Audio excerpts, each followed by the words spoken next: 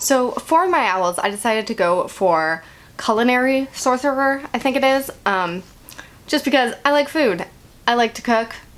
In an alternate universe, being a chef sounds fun. In this universe, cooking is a lot of work, but that sounds great.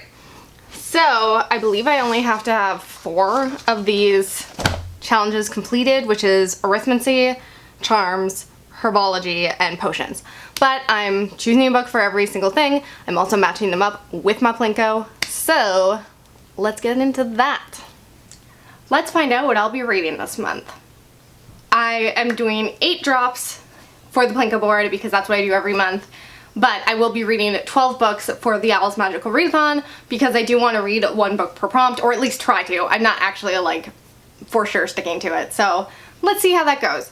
I definitely did not get all my books from last month read. I don't want to talk about it. It was a bad month reading wise. It was good at the beginning of the month and it got progressively worse as the month went on. I think we all know why. That's just the way it went. So let's see what my first drop will be.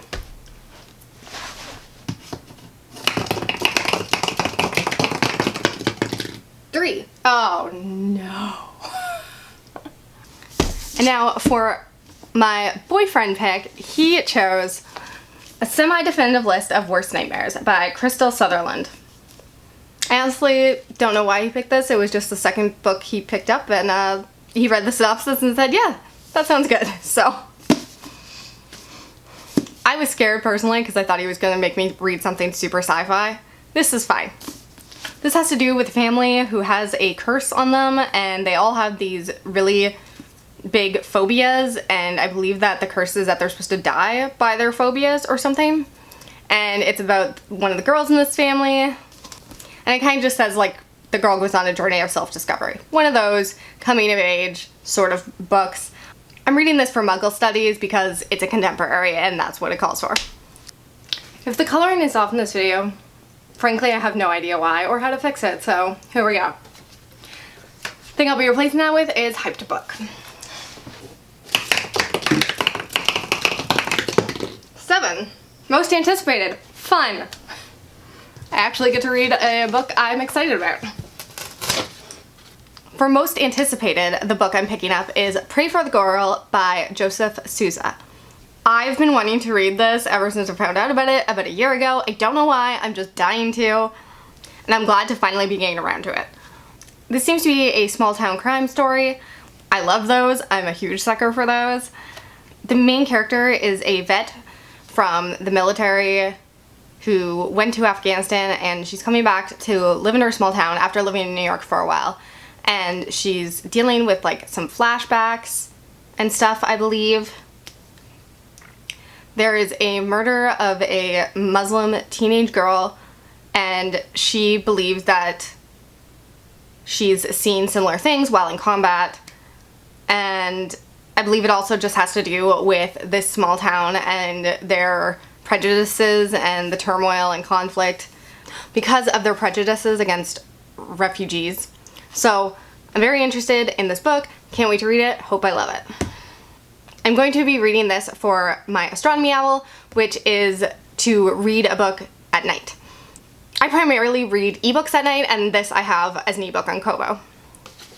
Newest purchase is the next category it'll be replaced with.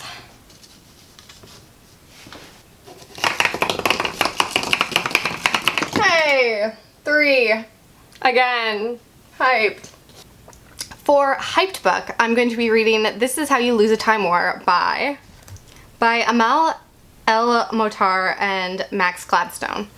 So I don't totally understand what this is about, but I know it has something to do with an actual time traveling war, and these 2 operatives who are kind of having this like communication and goading each other, but then it turns into like love or something. And I'm really looking forward to it. I've heard nothing but amazing things. Like, I feel like this book just blew up on BookTube over the last year.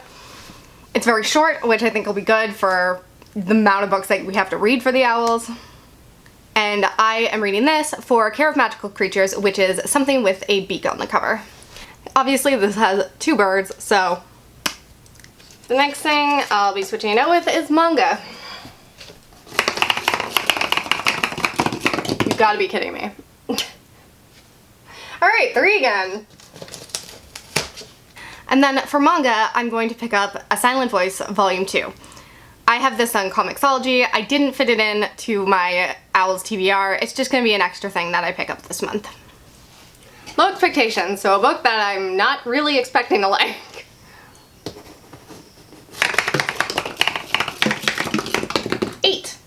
Easy read. I'm into that. At least this one should be easy to match up with my under 150 pages book for the Owls.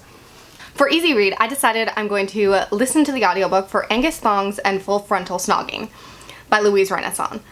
I absolutely loved the series when I was a kid. I actually completely forgot about the series until someone recently on BookTube is listening to them. I want to say Becca, maybe? This is definitely the series that got me into reading. I remember doing the BookTube newbie tech and I couldn't think like what book got me into reading. It was this series. I absolutely adored it. It was so weird and fun and I'm really looking forward to getting to listen to it again. I didn't realize just how short these books were. The audiobook is only like 4 hours long, so this will be a really quick, easy get through. Essentially this series is just about Georgia Nicholson, who is the main character. She's in high school or maybe like junior high or something, and it's just about her going on her very British way and dating this guy that she believes is a sex god, and it's just about growing up and it's a lot of fun. And I'm reading this for Ancient Runes because it has a heart on the cover. New release. Although new release I feel like isn't usually that new because I don't buy a ton of new releases, so newest release that I own. 7 again. Newest purchase. For a recent purchase, I'm going to be reading Magic for Liars by Sarah Gailey. I just bought this off Book Outlet. You'll see it in a haul soon because even though I wasn't supposed to buy books, things happened and I did. I don't totally know what this is about. It was honestly not really on my radar. Like, I'd heard people talk about it, but I hadn't really looked into what it was about because magic things don't tend to be things I look for in books. But when I read the synopsis, I saw the word noir, I saw detective mystery, and that just speaks to my soul, my Veronica Mars loving soul. So yeah, plus magic. I'm going to be reading this for History of Magic, which just has to do with a book with witches or wizards. So to replace that, we'll put sequel.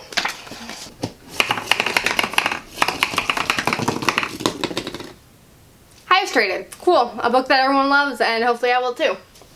For highest rated, I realized actually afterwards that I deleted all the books I wanted to read off my Goodreads.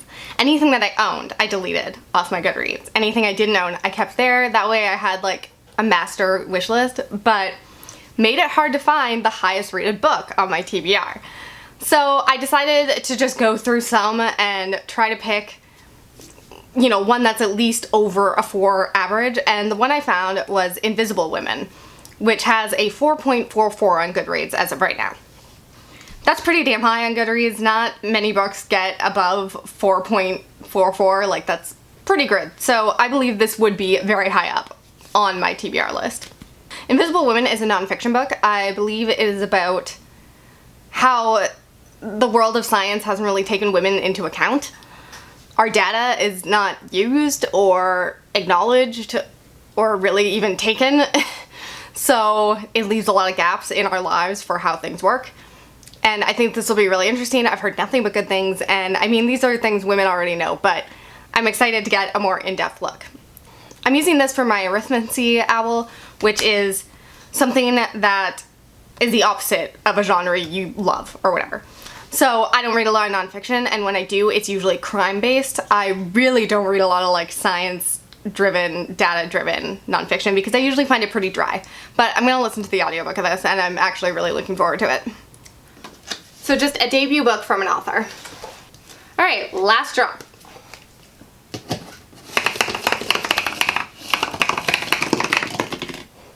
Three again. So a book I have low expectations for. For low expectations, I'm going to be reading Stars Never Rise by Rachel Vincent. So I'm actually reading this for my divination owl, which is when you pick a book at random. I have 198 books on my shelf, so I put that into a random number generator. I came up with number 33. This was number 33. And I don't have huge expectations for this. I'm not expecting it to suck or anything. I just don't really have any expectations. I guess I kind of am expecting it to suck. I'm not really sure. I've never heard anything about it at all. I picked it up because it was $1 on Book Outlet. I know that this is the first book in a series. I don't totally understand what this is about. This has to do with a world that was run like by the church, and there are exorcists who come and take you away or something if you've sinned, because any sort of sin is against the law. And the fact that it has something to do with exorcists is fun because we know how much I enjoy that. So I still don't expect a lot, but you know, I'll try it out. I also have the second book in the series because it was also $1 on Book Outlet, so hopefully I'll like it. Like I said, I'm reading this for divination. Now let's get to the rest of my owls. For charms, the prompt is to read a book with a white cover. For that, I'm going to be reading the Lathe of Heaven. Is it Lathe? Lathe? The Lathe of Heaven by Ursula K. Le Guin. So this is a science fiction novel that has to do with a man who can somehow control the fate of the world. His dreams or something control what happens in the universe, and this therapist who is counseling him decides to use that for his own personal gain or his own whatever. And I love that idea. I think that sounds so fun and weird, and I'm totally into it. I really can't wait to read this one. For Defense Against the Dark Arts, the prompt is to read something that is set by the sea or coast. I'm going to be reading Wilder Girls by Rory Power. I was told that this takes place on an island, so hopefully that fits the prompt. This is obviously a pretty popular book, so I'm sure most people know what this is about, but essentially it has to do with some sort of toxin being released and all the teachers and parents and, I don't know, adults dying, I guess, and then all of a sudden the girls at the school start mutating and getting gory, gross stuff, and yeah, I don't really know what it is beyond that, but they're at this all-girls boarding school on an island, and that's about all I know. It's been a very polarizing book, and I'm excited to see what I think about it. The next thing I'll be reading is for Herbology, which is a book that starts with letter M. And for that, I'm going to be reading Meddling Kids by Edgar Cantero. So this is a Scooby-Doo retelling, and I just think that's so fun. I was never like the hugest Scooby-Doo fan by any means, but I love when people take these nostalgic properties and make them darker and turn them into something else. Love that. So freaking excited for this. I've been meaning to get around to it for a while, and I've just bought this on Book Outlet, so you'll see that in the haul as well. For potions, you have to read a book that is under 150 pages, and for that I'm going to read Animal Farm by George Orwell. This is obviously a classic. It's on my 30 before 30 list. I didn't realize just how short it is. It's literally like under 100 pages, and it's a pretty small book, so I should be able to fly through that. I believe this has to do with some sort of rebellion at a farm. I know a little bit about it, but I don't know a ton, and I mean, it's probably better going into it that I don't know too much, so. I didn't have to read this back in school. Let's see if I will enjoy it now. There were honestly kind of a lot of books I wanted to read under 150 pages, but I felt like I should knock something off my 30 before 30 list. And the last class is Transfiguration, which is to read a book that includes shapeshifting. This was hard for me because I don't read a lot of paranormal things, and I don't know if a book has shapeshifting in it if I haven't read it yet. So I went on to the list that Book Roast provides, which, thank God for that, and I saw this book mentioned several times, so it must be correct. And that is Wolf by Wolf by Ryan Groden. So this has to do with some sort of alternate history reality where Hitler won and he's now in power, and they hold this yearly race, and whoever wins this race gets to meet Hitler. The main character decides that she's going to win the race and she's going to kill him. That sounds really fun. Normally history things aren't something I really read, but I'm into this one. It sounds exciting. I always love any sort of like to the death competition, so here we are. And that is what I'll be reading for the owls this month. I also have a ton of other books started that I should probably finish, but these books will be my priority. Thank you for watching this video, and I hope you'll come back again soon. Bye.